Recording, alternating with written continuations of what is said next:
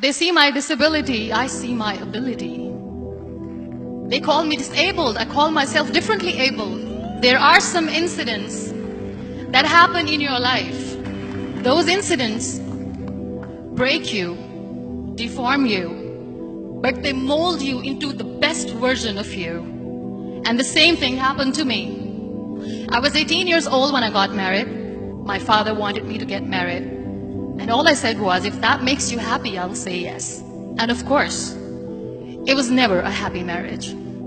Just about after 2 years of getting married, I met a car accident. Somehow my husband fell asleep and the car fell in the ditch.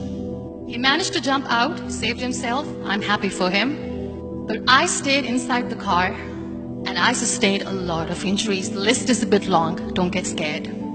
The wrist was fractured. Shoulder bone and collarbone were fractured.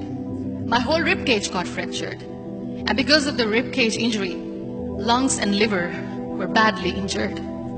I couldn't breathe. I lost urinary bowel control. That's why I have to wear the bag wherever I go. 3 vertebrae of my backbone were completely crushed, and I got paralyzed for the rest of my life. I finally ended up in a hospital where I stayed for 2.5 months. I underwent multiple surgeries. One day, doctor came to me and he said, well, I heard that you wanted to be an artist, but you ended up being a housewife. I have a bad news for you. You won't be able to paint again because your wrist and your arm are so deformed, you won't be able to hold a pen again. Next day, doctor came to me and said, your spine injury is so bad, you won't be able to walk again. Because of your spine injury and the fixation that you have in your back, you won't be able to give birth to a child again. That day, I was devastated. I asked my mother, why me? And that is where I started to question my existence. Why am I even alive? And that is where I realized that the words have the power to heal the soul. My mother said to me, this too shall pass. God has a greater plan for you.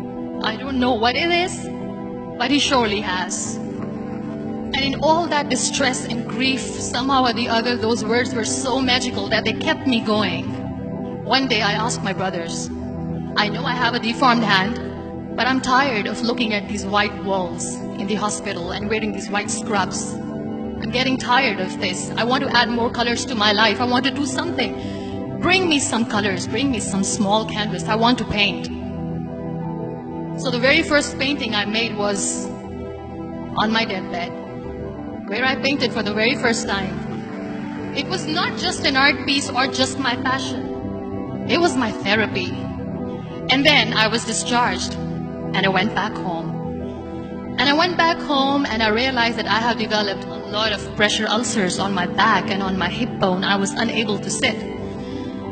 There were a lot of infections in my body, a lot of allergies. So doctors wanted me to lie down on the bed straight for not 6 months, for not 1 year, for 2 years.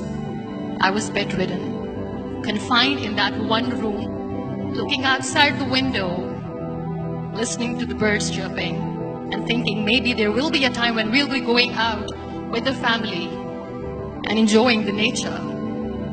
That was the time where I realized how lucky people are.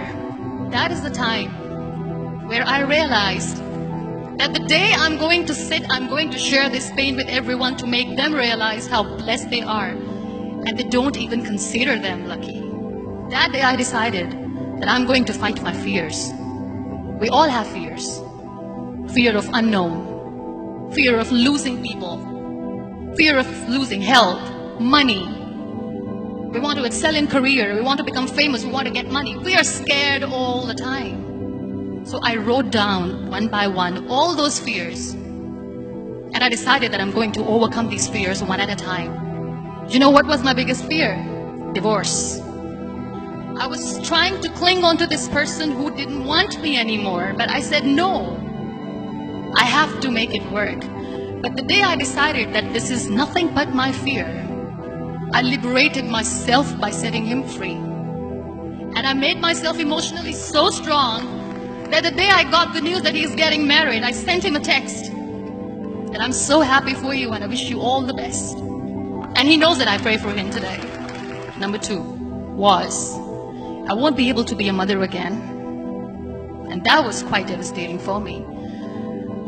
But then I realized there are so many children in the world, all they want is acceptance. So there is no point of crying, just go and adopt one. And that's what I did. People think that they will not be accepted by the people because we, in the world of perfect people, are imperfect. So I decided that instead of starting an NGO for disability awareness, which I know will not help anyone, I started to appear more in public. I started to paint.